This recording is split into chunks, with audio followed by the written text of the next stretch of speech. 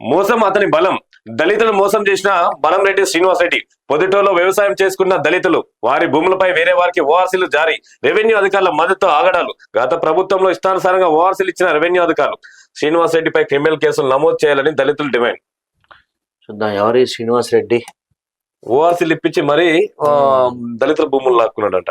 So Rangareddy జిల్లా శంకరపల్లి మండల పొద్దుటూరు గ్రామంలో గల సర్వే నెంబర్ 240, 241, 249 లో గల 24 ఎకరాల 39 గుంటల స్థలంలో సుమారు 60 మంది దళిత రైతులు వారి తాతల ముత్తాతల నుంచి సాగు చేసుకుంటున్న భూములే తమ జీవనాధారంగా చేసి బతుకుతున్నారు. ఆ భూములపై దళారులు కన్నుబడింది. దాంతో వారు పొజిషన్ లో ఉన్న రైతులు కాదని కనీసం సమాచారం ఇవ్వకుండానే గత పాలకుల హయాంలోని కొంతమంది రెవెన్యూ అధికారులతో కుమ్మక్కై వేరే వారికి ఓఆర్సీ తెప్పించుకున్నారు.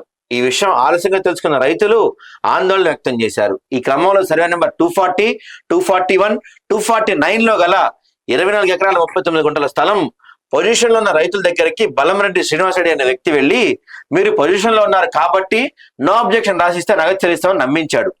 వీరిలో కొంతమంది బలంరెడ్డి శ్రీనివాస్ రెడ్డి బెదిరించినట్టు సమాచారం. ఇట్టి భూములకు గాను బలంరెడ్డి శ్రీనివాస్ రెడ్డి దళిత రైతులకు చెప్పిన విధంగా నగదు చెల్లించుకుని తప్పించుకొని తిరుగుతున్నాడు. అంతేకాకుండా దళిత రైతులకు చెప్పిన విధంగా నగదు చెల్లించకుండానే నిఖిల కన్స్ట్రక్షన్స్, బాన్స్వాడ సుభాష్ రెడ్డి, విద్యాస్థలి ఎడ్యుకేషన్ మరియు కాళదిండి వెంకట రామకృష్ణ రాజులకు అమ్మకాలు జరపడాన్ని దళిత రైతులు ఆవేదన వ్యక్తం చేశారు.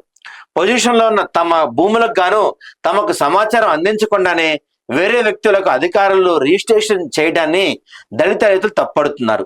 తమకు న్యాయం చేయాలని ప్రభుత్వాన్ని రెవెన్యూ అధికారులు కోరారు. మరింత సమాచారం వచ్చే కాలంలో మీ ముందుకు ఆదాబ్ ద్వారా తీసుకురాబోతున్నాం.